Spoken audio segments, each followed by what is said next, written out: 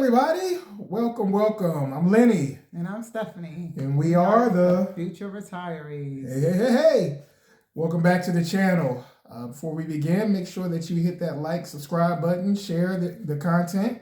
We appreciate everybody who has commented, liked, reached out to us, and looking forward to pushing out a whole lot more content in the near future. Yes.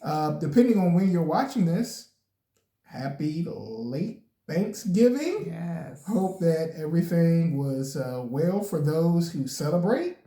And regardless of that this video finds you well in all your ways and trying to live your absolute best life in the craziness of America and the world, right? So we wanted to go ahead and jump right into today's video.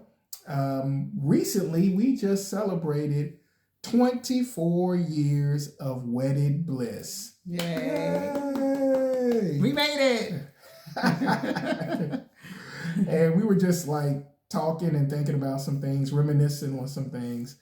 And one of the things that we were talking about was, just going over some financial decisions that we made that probably weren't in our best interest, and how as we were a young couple, didn't have a lot of guidance in the financial sector as far as finances, investing, and stuff, things to that nature. What we would have told ourselves 24 years ago if we could go back in time and kind of be mentors to ourselves, right? Yes. And so we thought it'd be fun just to kind of off the cuff and some notes that we compiled, talk about some things that we wish we would have known back then when we were first getting married.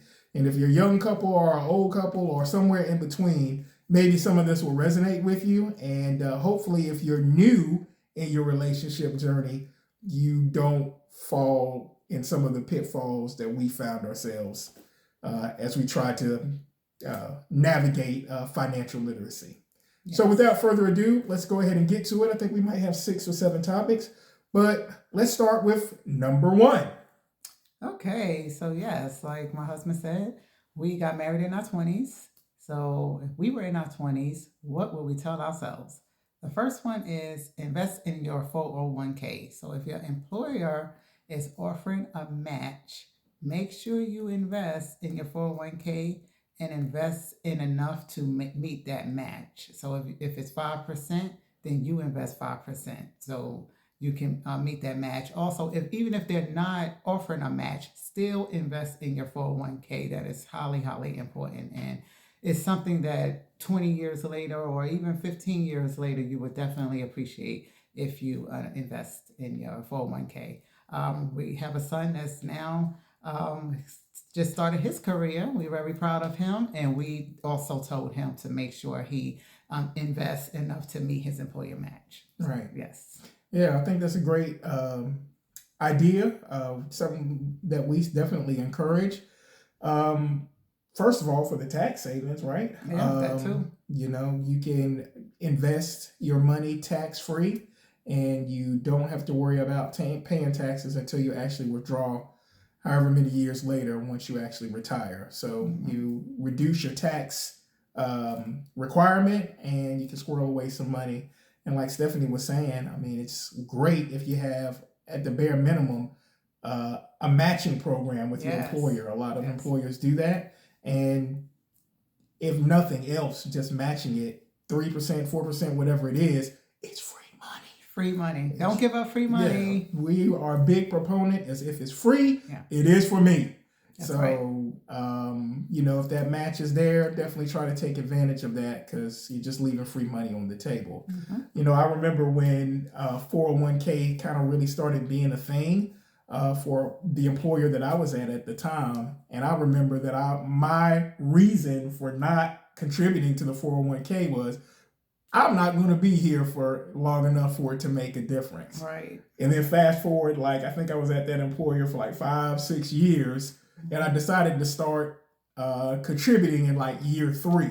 So I missed 3 years of opportunity of contributing, just because my mindset was, this is just a little stepping stone. I ain't going to really worry about it, So even if you don't think that you're going to be there forever, take advantage of the opportunity while you're there to get that free money. Yeah, also, I was going to say too, I've also heard somebody say, I want all of my paycheck now. And I think actually I had said that at one time when I first started working. I want all my paycheck right now, you know, but it's definitely important to invest. You definitely will appreciate it later. Amen. All right. So, what's number two? Number two, along the same lines of the 401k theme, is if you happen to leave employer, our number two, what we would tell ourselves back in the day when we were just getting married, just starting this journey, is don't cash out your 401k when you leave an employer. Mm-hmm. That was a big lesson that we learned the hard way. Yeah.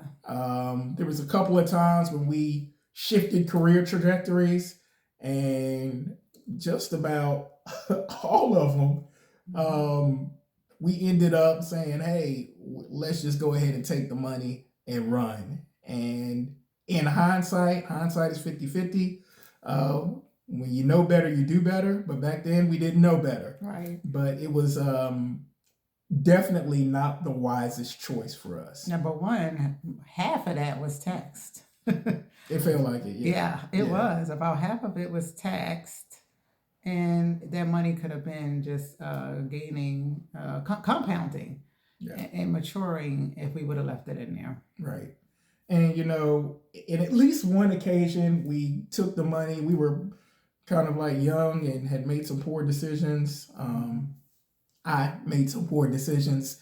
And, you know, we were just kind of in this situation where at the time we thought it was best to kind of crawl out of where we were in financially to take that money and apply it to bills or whatever it was that we needed to get done. Yeah.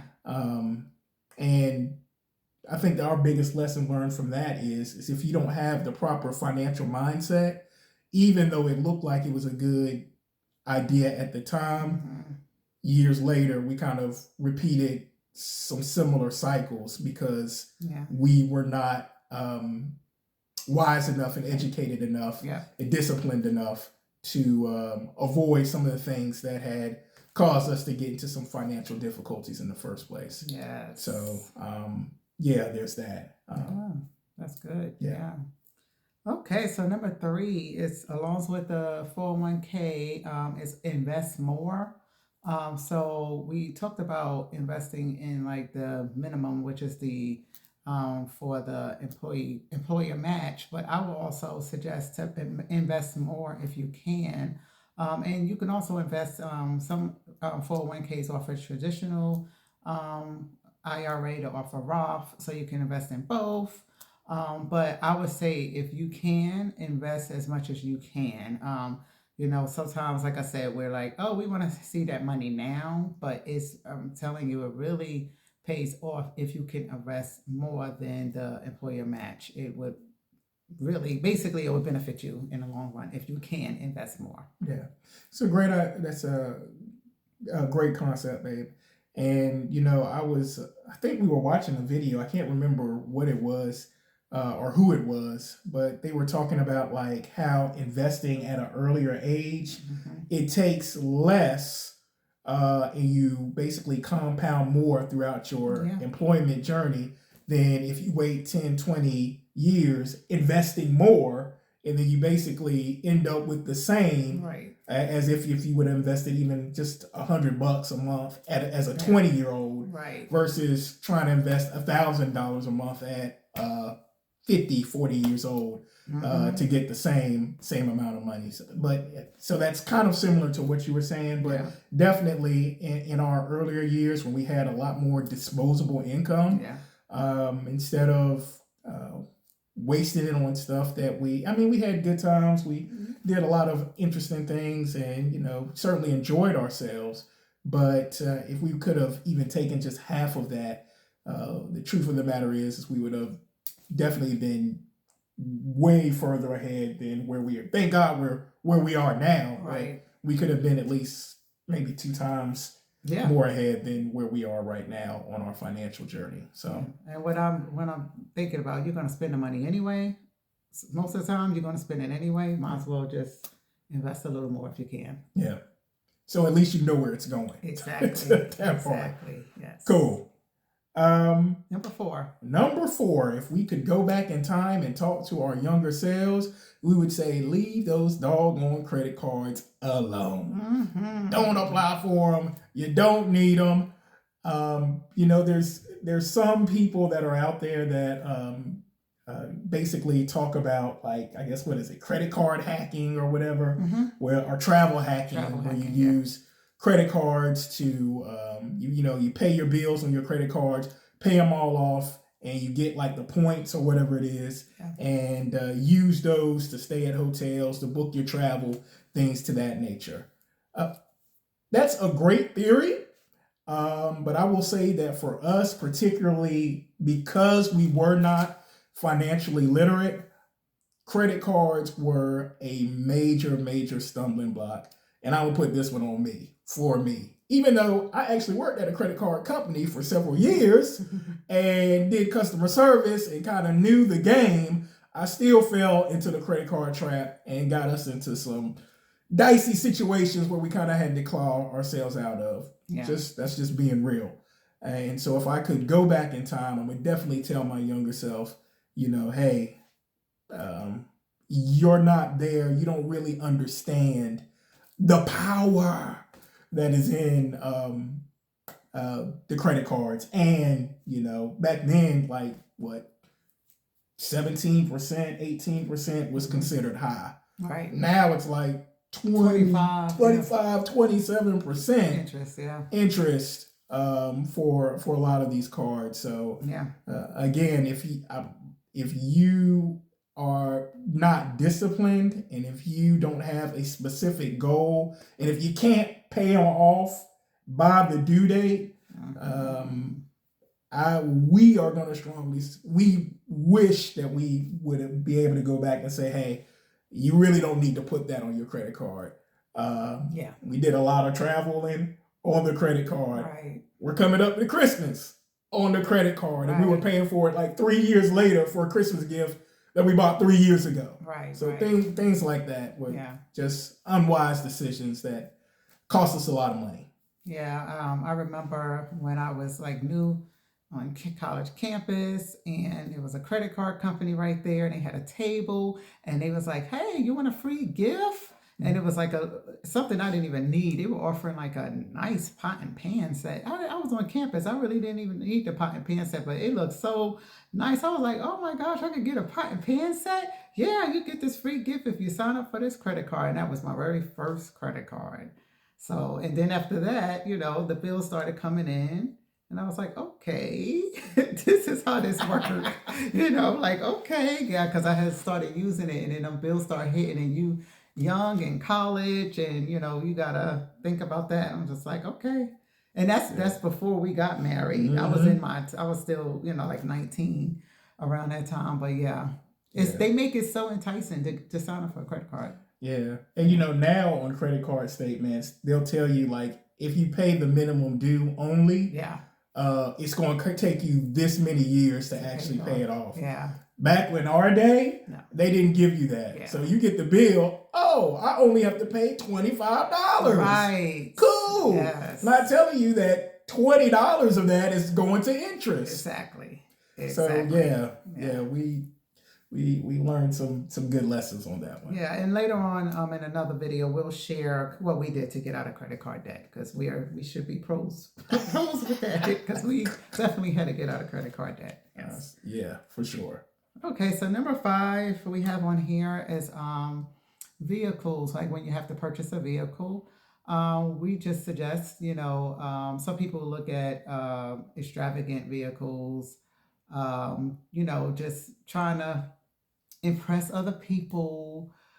We're suggesting, and thankfully we were, modest with our vehicles. We wasn't, we got the basic we got the basic vehicle that would help us get back and forth.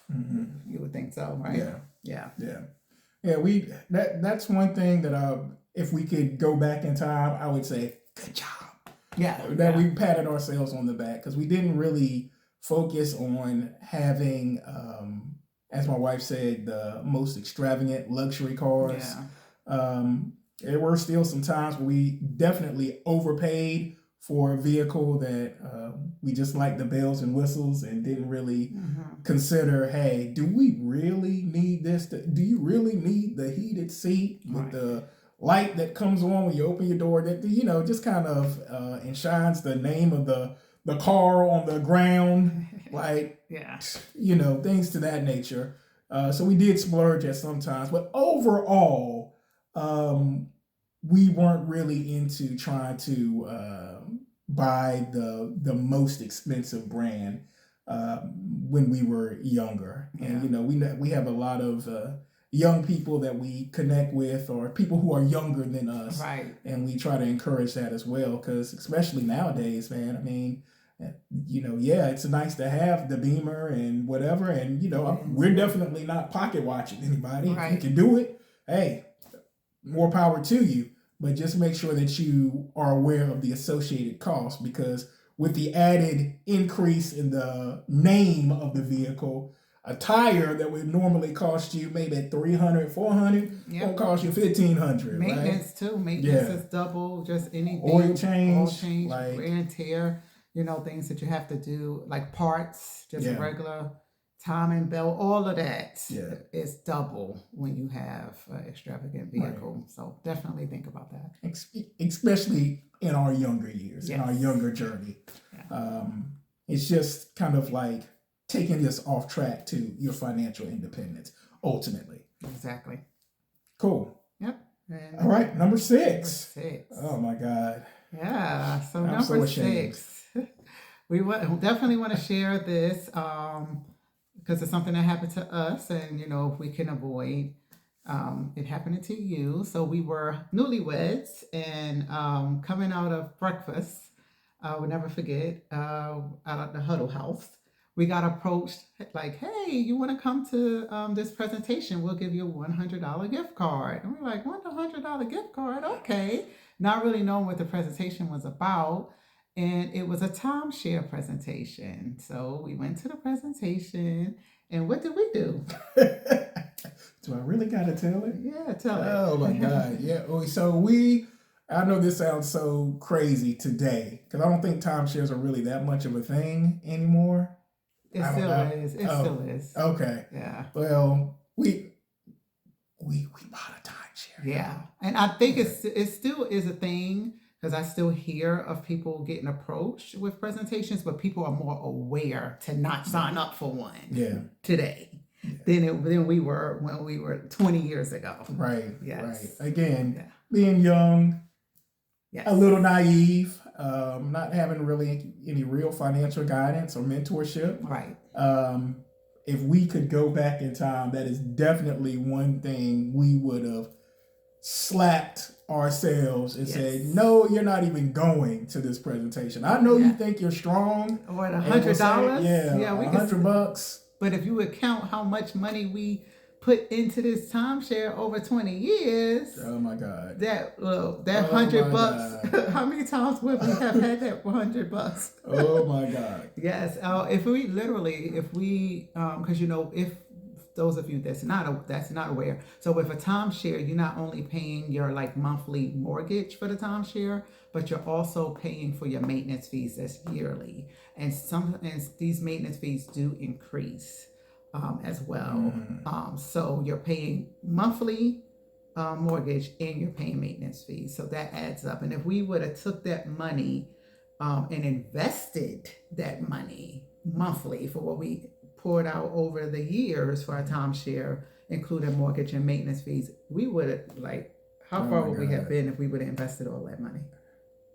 I don't want to think about it. Yeah. But you live and you learn. And that's why we're sharing the real deal with those of you that are out there, so that hopefully you don't fall into that pitfall as well. Yeah. And even when where we are, because we've basically had it since we've been married. Yeah, in our 20s. We had just got married. We were newlyweds, and we just hit our 24 anniversary, Yeah. like we said. So, yeah. So now we've kind of figured out how to maneuver it a little bit to make it kind of make sense with the maintenance fees that we have to pay. And plus, we no longer have a mortgage because we've been paying for so long. We've been paying into it. So it's paid off.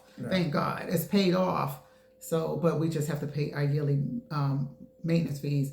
But also, we can say because we have poured into this timeshare, we use it. Mm-hmm. We use the timeshare. We go on different trips with it and stuff like that. So we just didn't pay for it and not use it. We do use it. Yeah, I guess that's the silver lining of the whole thing. We had to kind of figure out, hey, we're kind of stuck for right now, and how can we maximize the amount that we're having to pay regardless, right? Because we got it. Yes. So that's it. That's our 6. We didn't have this up there, but I want to add one more, a bonus one. What I wish we could go back in time is I wish that we could have gone back in time and gotten some financial mentorship early in our marriage. I think we got mentorship in a lot of different areas, but finances wasn't necessarily one of those. Yeah, and true. I think having somebody that you can go to that can kind of give you practical advice about how to save money, how to invest money, how to navigate some of these financial pitfalls would have been very helpful for us on our journey. Yeah, I agree. We definitely have enhanced our financial literacy over the years, and thankfully with that we have improved the way we spend, the way we save, the way we invest. But that came in time. Most of that is self-taught. Self-taught. Yeah. And I couldn't say it any better. Yeah, that's one thing that I wish that we would have been able to go back to in time to, and it's really preach to ourselves. We're definitely preaching it to our oldest child, who's out on his own now, about just some things he needs to look at, start to investigate and incorporate. And even with our kids now, like saving money for them is they don't want to use their money for anything, right? And they've got some money, but they don't want to use their money for anything, which is a good problem to have for them. We're teaching them the importance of having money and managing it, etc. Yeah, and that leads me to, I think we already did a video on this, but the emergency fund, starting an emergency fund even at a younger age, because if we would have known about emergency fund, we didn't even know about it. It would have avoided us having to charge certain things on our credit card. If we would have had the emergency fund and how we have different buckets. We'll kind of, I don't know if did we talk about the different buckets for emergency fund? Okay, that's coming. That video is coming.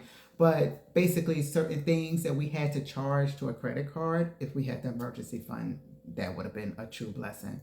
So, and we'll talk more about that, but that's another thing to add if we can tell ourselves that in our 20s, start an emergency fund. Yeah.